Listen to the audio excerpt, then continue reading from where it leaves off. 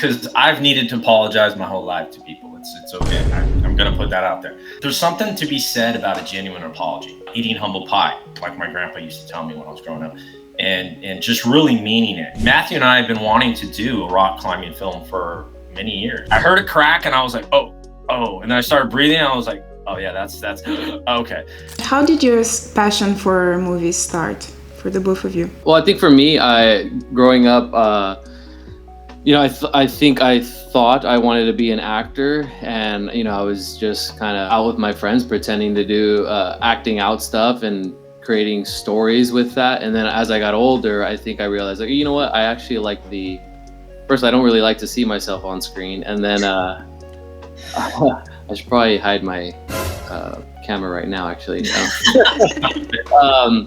And then I realized I actually preferred the storytelling part of it, the part of being the writer and director and producing and all that. Went to film school and continued to watch movies and kind of learn to write and tell stories. And I agree on the fact that anyone can relate to the message of this short film, not only because of the theme of pride, but also, the digital communication, texting with someone, even with hard feelings, arguing with someone through text can be really frustrating, and it can lead to anxiety as well.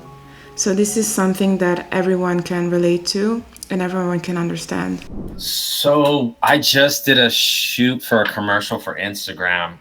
We wrapped at 11 o'clock, so it's cold out here. And we're over here by where we shot the film. So it's by the river and the ocean, and it's pretty freaking cold this time of the year. I was so thankful to find your festival when we were searching for the opportunities, and I really liked the Kraken and the whole idea of that, and it's just really cool. Thank you so much. Okay, so it's really nice to meet both of you, and maybe we can start off with an introduction. Okay, I'll start. My name is Dano Jason. I grew up in San Jose and spent summers in New Jersey. I am an outdoor enthusiast. I love to rock climb, ride my motorcycle, and I lifeguard during the summer. So that's a little bit about me. My name is Matthew Quaid, writer-director of Send. I'm a filmmaker, born and raised in the Bay Area of California. And I like to make short films and watch movies, really. That's all I do. I was fortunate enough to be raised by my grandparents growing up, and they introduced me to a world of classical cinema. Gone with the Wind, White Christmas, The King and I, Yul Brynner. I vividly remember watching those films at a very early age with my grandparents and watching them just take it in and just being inspired. Like, what is this? I knew that there were musicals. I knew that there was something going on the screen, but it wasn't until I got older, my aunt would take me to the latest blockbuster hits like Die Hard and Rambo. And they're polar opposites, right? You got classical cinema that is just breathtaking, and then you're introduced to all this action-packed stuff. And then, I remember watching Goonies and seeing the camaraderie with the kids and saying, I get that. I have a question for Matthew. Send is described as a silent film where sound design and music are paramount. Coming from a background in online comedy sketches, what was the biggest creative challenge in telling a story with so little dialogue, and how did Anthony's score help you overcome it?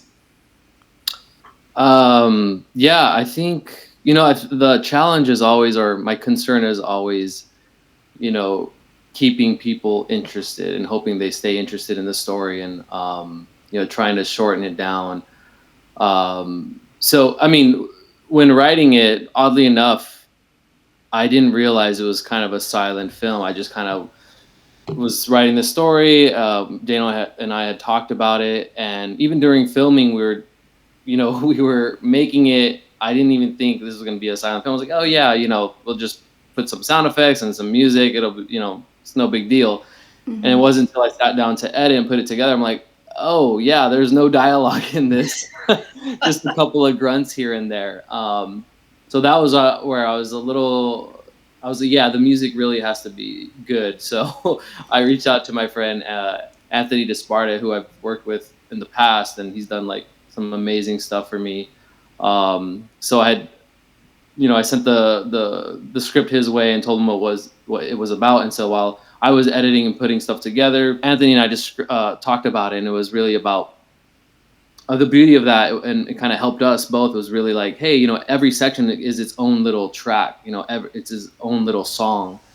So you had some variety there, and then him providing that really, at least for me, kept it interesting, and like hearing something different. It kind of just went along with what we were seeing. I think that the audience will stay interested in the short film, especially because when you watch it, you're kind of waiting for the first thing that will be said. It's like the messages are just an anticipation for what's coming next, so you're just there waiting, and you just finish it. Good to hear. Yeah. That is fascinating. That's great feedback. So I was thrilled to do this film when I read the script. Rock climbing to me it's a solitary theme. Mm-hmm. It's very result driven. There's something about finding a route, finding a problem, not knowing how you're going to send it and get to the top, but figuring it out. Minimal dialogue, your performance had to be really physical. How did you work with Matthew on your character? So again, I come back to Matthew being a actor's director. All the films that we've worked together on, he's presented me the script. He's given me his idea of where the story is going. And then he gives me the freedom to build out the backstory. And I think that was the challenge with Send is, who is this Jordan character? Who are we talking to? And I always, when I do a script analysis and break down the character, I always think of my favorite acting coaches. And one of them is Tom Todoroff in New York City. He runs a conservatory, and he's taught me about relationships and finding the strongest relationship. And sure, Ben could be, at ends with his girlfriend and he walked away, right? Or it could be a best friend or a family member. But in this particular situation, which I wanted to pick the strongest possibility with this relationship. And for me, I came up with, this was a coworker that Jordan and Ben worked together. Jordan was someone that Ben just adored and absolutely loved, but she had a partner already. Mm-hmm. And before he could confess his love to her, he left. Hopefully you can see it on the screen. That's awesome. And I didn't even know that. I write with a lot of, freedom for Dano, where it's like, maybe it's lazy writing, but it's like a lot of the, I don't know the backstory and stuff. So I definitely just give it to Dano, like, have fun with it. And usually, how do you work with the backstory? For me, like I said, maybe it's lazy writing, but I usually don't think about it. I think about it in terms of just telling this story. And as I'm writing, I guess some answers come along the way, but this is why I write with a lot of ambiguity, because I know Dano's going to bring something, and other actors too. They'll always have their own ideas, so I like to invite that. Even gender, like sometimes, like maybe I can't get a male actor, so the gender could change to a female character. I don't always know the answers going in, and so throughout the whole process, it's always changing, and I love that. Do you think that with this approach, you tend to have a stronger bond with your actors, like in building the story? I think so. For me, it does, because it's fun for me. I just like to watch actors do their thing. So when they come up with this backstory and all this stuff, like Dano's talking about, like that, it's just so fun to watch. Dano, are you used to like creating your own backstory to make the character more personal? I really find, I love that question, first of all, and I love what Matthew said too. When you read the writing, when you get into the character, you got to do your homework, and you got to move the molecules in the room, and that's my job, to be truthful as an actor. So when I work with Matthew, a lot of what he writes is very emotional. A lot of it, he does comedy too. He does, there's a lot of beats, but when we get into emotional stuff, yeah, I want to build out that story, that where is that coming from? So, you know, if it's a commercial set, I don't need to do that. I just show up and have fun. Let's eat some barbecue, like the Kender's freaking national commercial. But you know, it's it's a thing where you got to pay respect to the writing, and in this case, yeah, we had to build it out. The central conflict of your short film, Sand, is about pride getting in the way of a simple apology. Can you share, each of you, a time in your own lives, like personal or professional, where you had to overcome pride to send a difficult message? Oh, that's a great question. Yeah, I don't want to, not to avoid the question, but I can't think of a specific event, but I'm sure I've done it, you know, at some point throughout my life. But I'll just speak to the story and kind of where the inspiration comes from that idea. I think more so from people I know, family and friends, and things that I've seen where, you know, relationships, you know, not even romantic, just like friendships, family members and that sort of thing, where they end because of their pride, right? They stop communicating, stop talking. So definitely there was a lot of that in the back of my head while coming up with this. It happens too often where, you know, we don't just stop to think what the other person's thinking or how they're feeling, and kind of de-escalate and apologize, which is essentially what Sen is about. Yeah, and I'll piggyback off that, Matthew, because I've needed to apologize my whole life to people. It's okay. I'm going to put that out there. I make mistakes, but I learn from them. But you know, there's something to be said about a genuine apology. There's something to be said about eating humble pie, like my grandpa used to tell me when I was growing up, and just really meaning it. And it's a powerful thing. It's vulnerability at its finest. Having someone, you know, not just apologize, but in this day and age, we're unfortunately so caught up on right and wrong. I want to be right. I want to be, when all that needs to be dropped, and we just need to understand where you're coming from. Not, I don't want to be one up on you. I don't want to, you know, I just want to understand you. And I think that is where this message is going, you know. And I agree on the fact that anyone can relate to the message of this short film, not only because of the theme of pride, but also, you know, the digital communication, texting with someone, even with hard feelings, arguing with someone through text can be really frustrating, and it can lead to anxiety as well. So this is something that everyone can relate to and everyone can understand, because sometimes you just want to talk to that person and explain stuff, but of course it's not like the 90s anymore where you just go to their house and talk to them.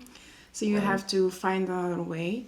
But yeah, texting is definitely not the best option. So moving to the next question. You both have strong roots in the Bay Area and California. How do you think that the landscape and culture of this region influenced your short film? A lot of times when you're, especially in indie filmmaking, it's all about location, right? You got to have the script, and you got to have great writing and great material.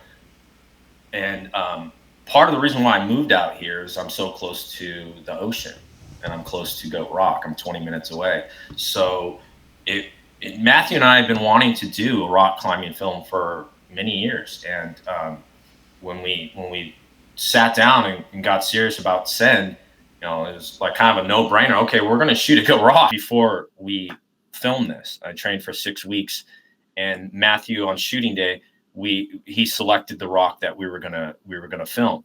And you know, it was kind of scary for me because I didn't know which one, and I had to be able to climb each one. You know what I mean? And then I'll share this with you guys. The week of the shoot, I broke a rib, and I heard it crack, and I was like, oh, and then I started breathing, and I was like, oh yeah, that's okay. And at that point, I'm like, oh, shucks. I'm going to either tell Matthew and he's going to probably postpone the shoot, or what I ended up doing is kept it to myself until we filmed the last climbing scene. And then I told Matthew, I was like, hey, man, just so you know, I broke a rib earlier this week. He's like, you did what? Yes. Yeah. So, we all sacrificed some things to get this done. And fun fact, at the end of that film, that crash pad was not below me. I really did climb that free solo. So. Oh, yeah. Yeah. One last question. What do you think would be the best project you would see yourself into? I want to keep working with Matthew. I want to keep creating stories, and that's the best to me. My North Star is TV, though. But yeah, if I could keep working with Matthew and reach my North Star, that would be an amazing dream come true. Yeah, if you get on Criminal Minds, let me know. Maybe I can direct an episode. Hook me up.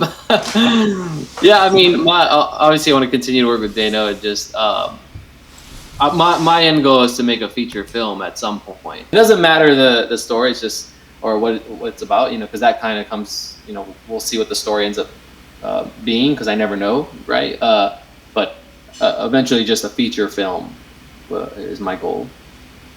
Nice. You'll get it. Well, thank you very much. This was a very interesting conversation, and it was nice to know your viewpoints and the stories behind your short film, Sand. We appreciate you guys at Kraken Film Fest and everything that you guys do. We're so Thank you so much. Bye-bye. Bye. Bye now.